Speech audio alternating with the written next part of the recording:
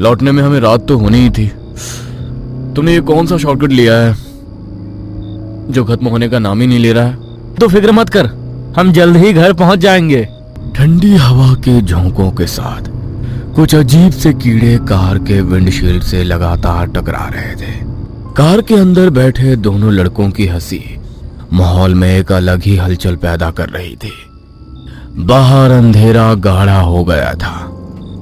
Car के tyre कच्चे रास्ते पर फिसलते हुए धीरे धीरे आगे बढ़ रहे थे। रास्ते के चारों ओर सीलन की अजीब सी गंध फैली हुई थी। रोहित ने रेडियो चालू किया।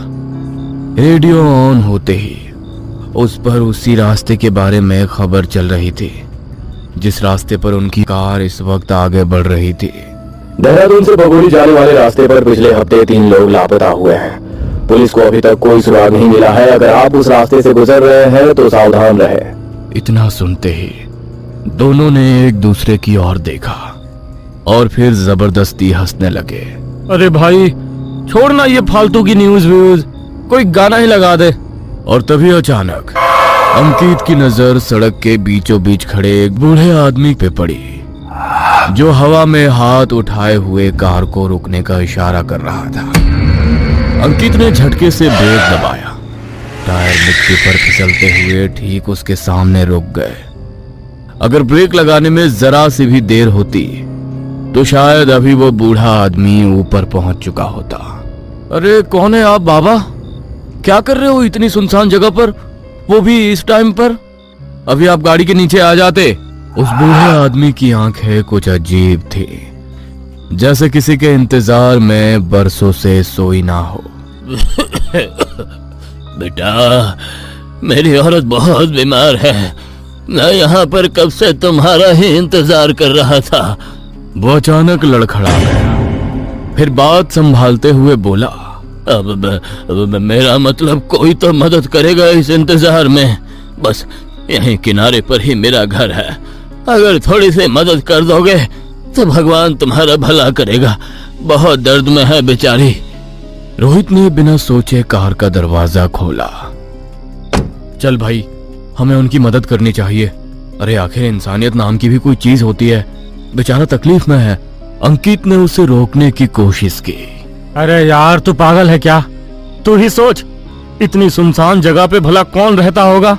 अंकित की बातों को अनदेखा करते हुए रोहित कार से नीचे उतर गया और वो उस बूढ़े आदमी के साथ जंगल की तरफ जाने लगा। लेकिन अंकित की आंखें अब किसी आने वाली अनहोनी की तस्वीर देख रही थी।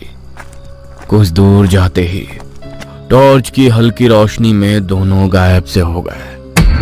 सन्नाटे के बीच अंकित अब पूरी तरह अकेला कार में बैठे हुए रोहित के लौटने का इंतजार करने लगा। वो बार बार अपनी घड़ी में देख रहा था।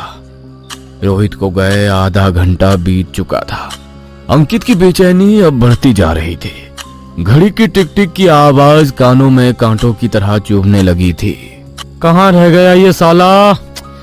मैंने साफ कहा था मत जा, पर ये किसी की बात कब सुनता है। कहीं रास्ता तो भटक नहीं गया? हे भगवान। उसने कार की हेडलाइट ऑन की और वो भी कार से बाहर निकला। सड़क पे फैला अंधेरा और सन्नाटा उसे भी डरा रहा था और जंगल से आती लोमड़ियों के रोने की आवाजें मानो जैसे चीख चीख कर कह रही हो कि कुछ तो बहुत बुरा होने वाला है। अंकित धीमे कदमों से उसी कच्चे रास्ते की ओर आगे बढ़ने लगा। हर कदम के साथ जूते के नीचे से कीचड़ की चिक चिक की आवाज आ रही थी। एकदम से टॉर्च की रोशनी में सर सर करते हुए एक लंबा सांप उसका रास्ता काट गया, जैसे उसे आगे बढ़ने से रोक रहा हो। उसका दिल एक पल के लिए रुक सा गया। हिम्मत करके वो आगे बढ़ा। थोड़ी दूर जाने पर उसे कुछ अजीब सी आवाजें सुनाई देने लगी, जैसे कोई खूंखार भेड़िया कुछ चबा रहा हो। अंकित ठिठक गया। उसका दिल तेजी से धड़कने लगा। उसने धीरे धीरे टॉर्च उस आवाज की दिशा में घुमाई। सामने का नजारा देख उसकी आंखें चौड़ी हो गईं। और गला सूखने लगा। उसका पूरा शरीर ठंडा पड़ गया। उसने देखा रोहित जमीन पर पड़ा है और वो बूढ़ा आदमी रोहित के ऊपर बैठकर उसके मांस को नोच नोच के खा रहा है। उसका चेहरा इंसान का बिल्कुल भी नहीं था। लंबे नुकीले दांत, काली आंखों में लाल रोशनी और मुंह से टपकता गाढ़ा लाल लार। बूढ़ा धीरे धीरे सिर उठाता है और हंसता है। उसकी भयानक हंसी पूरे जंगल में गूंज जाती है। अंकित धीरे धीरे पीछे हटने लगा। तभी उसके पैरों के नीचे सूखी लकड़ी टूटने की आवाज आती है।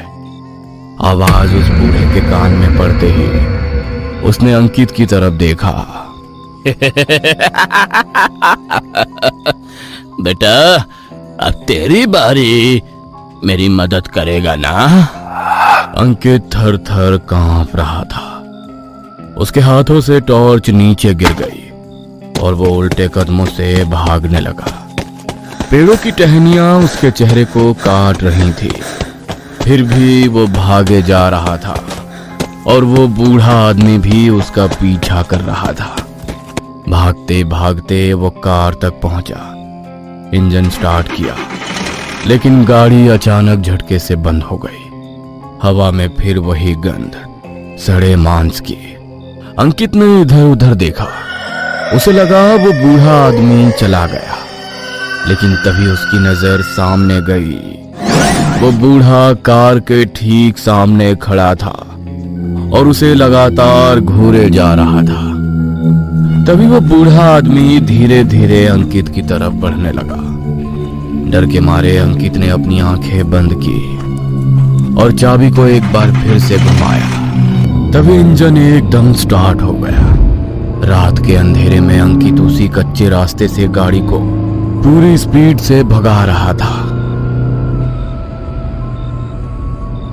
कुछ ही देर में वो रूम पर पहुंच गया और कमरे में जाकर उसने अपने आप को बंद कर लिया। उसकी सांसें तेज चल रही थी और उसके आंखों के सामने वही भयानक चेहरा बार बार नजर आ रहा था। सुबह हुई, मगर कमरे के कोनों में अब भी अंधेरा पसरा था। अब 3 दिन बीत चुके थे उस रात को, जब अंकित की चीख सड़क के सन्नाटे में गुम हो गई थी। अब वो अपने छोटे से फ्लैट में था, शहर की भीड़ में, मगर अंदर से पूरी तरह अकेला। पुलिस रिपोर्ट में लिखा था रोहित मिसिंग, और बयान में आगे बस इतना दर्ज था। अंकित ने नशे की हालत में कुछ ऐसा देखा जो महज एक भ्रम था। नहीं, वो सपना या कोई भ्रम नहीं था। मैं भागा था वहां से, मैंने सब देखा था। हवा फिर ठंडी होने लगी थी। बाहर स्ट्रीट लाइट झपक रही थी और कमरे में बस दीवार पर टंगी हुई घड़ी की टिक टिक। अचानक टिक टिक की आवाज रुक गई और उसी पल दरवाजे पर धीरे धीरे दस्तक हुई। अंकित घबरा गया। उसके दिल की धड़कन तेज हो गई। दस्तक के साथ वही कांपती हुई आवाज आई, बेटा, मेरी औरत को दवा चाहिए। अंकित का पूरा शरीर कांप रहा था।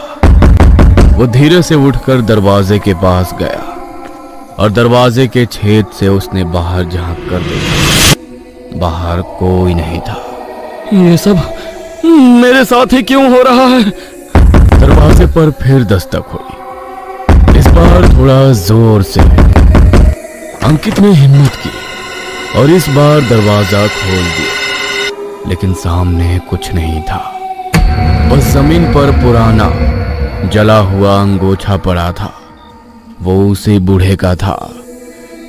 अंकित ने डरते हुए वो अंगोछा उठाया और उसी पल उसके कानों में किसी औरत की धीमी कराह गूंजी, उसने मुझे मार दिया था। अंकित का चेहरा पीला पड़ गया। उसने मोबाइल में सर्च किया देहरादून जंगली नरभक्षी केस 1948 और स्क्रीन पर जो आया उसे देख उसके रोंगटे खड़े हो गए। एक जोड़ा रमेश और ललिता और गुजरने वालों से मदद मांगकर उन्हें अपने घर बुलाते थे और फिर उन्हें खा जाते थे। लेकिन एक रोज वो इस काम को अंजाम देते हुए पकड़े गए और लोगों की भीड़ ने उन दोनों को जिंदा जला दिया। तब से वो इलाका शैतान की पगडंडी कहलाता है। अंकित की उंगलियां कांपने लगी। तो वो वही था। अचानक कमरे की लाइट झपकी। उसे अपने पीछे से टप टप की आवाज आने लगी। अंकित ने एकदम से पीछे मुड़कर देखा तो छत से फर्श पर खून की बूंदें गिर रही थी और कमरे के कोने में एक परछाई खड़ी थी। वो आदमी झुका हुआ मगर अब बूढ़ा नहीं लग रहा था, जैसे वो धीरे धीरे अंकित के ही रूप में ढल रहा हो। अंकित कांपते हुए आईने के पास गया और जब उसने आईने में खुद को देखा तो वहां उसका चेहरा नहीं था। वहां वही बूढ़ा मुस्कुरा रहा था, धीरे धीरे होठ हिलाते हुए। तू भी मदद करेगा ना बेटा? तभी आईना टूट गया और आईने के टूटते ही पूरे कमरे में सन्नाटा छा गया। फर्श पर हर तरफ आईने के टुकड़े बिखरे हुए थे, हर टुकड़े में वही भयानक मुस्कान। उस रात के बाद अंकित की पूरी जिंदगी ही बदल गई। आंखों से नींद जैसे गायब हो गई थी, चेहरे पर अजीब सी डर की परतें चढ़ गई थी। उसका शरीर पूरी तरह बदल गया था, चमड़ी हड्डियों से चिपक गई थी, जैसे उसके पूरे शरीर से किसी ने सारा खून निचोड़ लिया हो। लोगों का कहना था कि वो पागल हो गया है, लेकिन हकीकत शायद अंकित ही जानता था कि अब उसके अंदर कोई और ही बस गया है। देखते ही देखते 3 हफ्ते गुजर गए और 3 हफ्ते बाद शहर के उसी मोहल्ले में से एक और गुमशुदगी की खबर आई। पुलिस का कहना था, देखिए, लड़का रात को घर से निकला था मगर अभी तक घर वापस नहीं आया। हम उसे ढूंढने की पूरी कोशिश कर रहे हैं। सीसीटीवी फुटेज में उन्होंने कुछ अजीब देखा जो दिल दहला देने वाला था। अंधेरी सड़क पर वो लड़का चल रहा है और उसके पीछे पीछे एक साया चल रहा था। उसके बाद की सीसीटीवी फुटेज गायब थी। अगले कुछ दिनों में शहर से लोग गायब होने लगे थे और हर बार सीसीटीवी में एक ही फ्रेम दिखता, कोई शख्स अकेला सड़क पर चलता हुआ और उसके पीछे कोने में 2 परछाइयां, एक बूढ़े जैसी तो दूसरी जवान। लेकिन कभी दोनों के चेहरे साफ नहीं दिखते, बस आंखें लाल चमकती। अंकित अब दिन में भी अंधेरे से बात करने लगा था, दीवारों से, आईने से, अपने साये से। वो अक्सर कहता, मैंने किसी को नहीं मारा, उसने करवाया। उसने कहा था कि अगर मैं ना करूं तो वो मुझे खा जाएगा। एक रात पुलिस उसकी बिल्डिंग में पहुंची। किसी ने शिकायत की थी, ऊपर वाले फ्लैट से खून की गंध आ रही है। लेकिन जब दरवाजा तोड़ा गया तो अंदर कुछ नहीं था।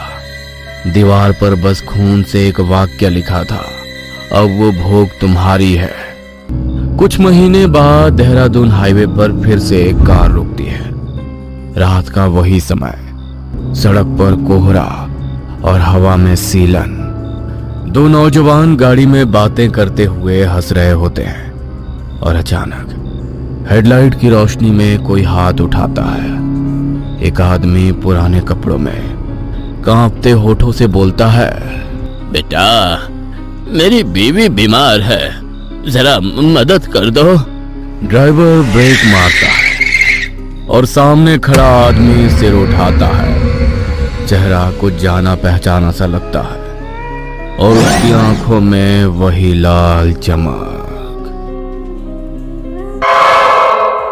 तेरे चरणों की धोल का मैं कंठ बन जाऊं, जीवन के सारे बन्नों से शंकर जी खुद को मुक्त पाऊं। तू जिस्म जान भूले अब तेरा हो गया है, खुद का वजूद भी मेरा अब की खो गया है।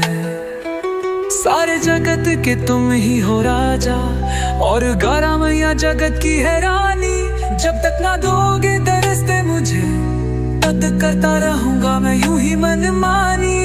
यूं ना मुझको दूर कर, अब तो मुझको खुद में समा। भक्त वत्सल नमा, शीत कंखाय नमा, कृपा मुझ पर रखना, मेरी गलतियों को करके क्षमा। भक्त वत्सल नमा, शीत कंखाय नमा, कृपा मुझ पर रखना, मेरी गलतियों को करके क्षमा।